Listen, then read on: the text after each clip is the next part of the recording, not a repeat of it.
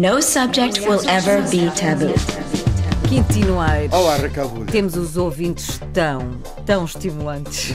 Dizer isto na hora do sexo não é muito bom? Não, pronto. Sou ouvinte assídua do vosso programa. É uma ouvinte, lá está. Elas são muito mais à frente. Sou ouvinte assídua em podcast. Um amigo meu encontrou num livro de Slavoj Zizek, que é um filósofo esloveno e sociólogo também, em que se chama A Marioneta e o Anão. O cristianismo, este é o segundo título, o cristianismo entre perversão e subversão, referências a um estranho ritual de casamento do Montenegro do século XIX. Por acaso nunca li. E ela explica-nos aqui resumidamente a história. Na noite do seu casamento, o filho deitava-se com a mãe. Quando ele adormecia, ela retirava-se silenciosamente, deixando o seu lugar para a jovem esposa.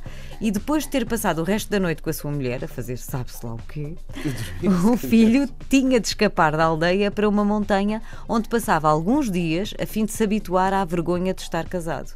E ela depois refere um ritual incestuoso num país europeu do século XIX. A vergonha de estar casado, pergunta ela. Sei que o mais habitual é os ouvintes enviarem questões pessoais, mas penso que aqui transparece das vossas emissões um gosto por teorizar um pouco sobre isto, não é? Historicamente e culturalmente estes rituais incestuosos, isto faz algum sentido? Sim, o incesto não está longe da sociedade europeia, muito pelo contrário.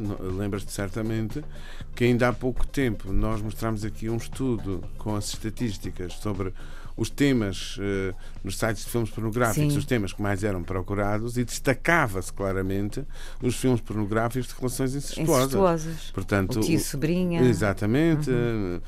Mãe-filho, pai-filha.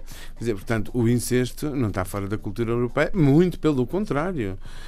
Aliás, é ler Freud há 100 anos atrás e percebemos que alguma coisa muito forte estava na cultura europeia, que ele percebeu nas análises que fazia, e que construiu a psicanálise muito assente à volta desse tema. Não sei se ali não havia um exagero também da parte dele, mas por alguma coisa existia ali de uma forma marcada na sociedade europeia para ele ver isso. Agora, portanto, sim, não é de estranhar o incesto. Agora, eu não vejo esta história, este ritual que aqui é apresentado como uma história de incesto. Eu vejo um ritual que resgata o pensamento do século IV da abolição do sexo. O filho deitar-se com a mãe é, na nossa cultura, um não-sexo. E por isso é que, apesar de alguns estudos indicarem que há mais mães pedófilas do que pais pedófilos, passa-nos completamente despercebido, porque nós entendemos que a relação mãe-filho não é sexuada. Mas quando neste ritual a mãe se levanta e deixa o lugar para a noiva com quem ele depois se deita, o que é novidade? A novidade é que é uma relação onde nós vemos sexo. E, portanto, deixa de haver a relação em que ele é não sexuado porque está com a mãe, para ele estar na relação em que ele é sexuado porque está com a noiva. E a vergonha, provavelmente. E daí a vergonha? Claro, porque agora ele entregou-se ao sexo. E a nossa cultura desde o século IV é baseada na ideia de que tudo menos sexo. O sexo é a desgraça da nossa vida, é a causa da nossa angústia, da nossa tristeza, do nosso sofrimento. E a partir, não logo no século IV, mas 8, 9, os séculos 8, 9 para aí fora, havia muito também a tradição de quem o pudesse fazer, de se isolar nas florestas e nos montes e nas serras, como ele faz, para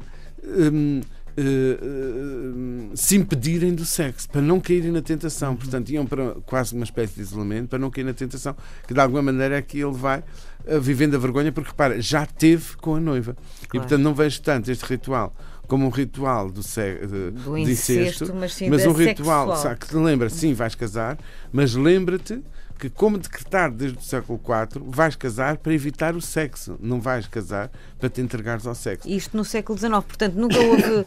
Quando é que houve a viragem desse pensamento? A viragem começa a aparecer agora. Agora? Sim, devagarinho? Nem sequer do século XX. Repara que no século XX, se tu olhares para a organização familiar conjugal da sociedade portuguesa, o que tens é duas pessoas que se juntam para procriar, partilhar alguns bens. Mas isso é sexo? O sexo não, nem sem sexo.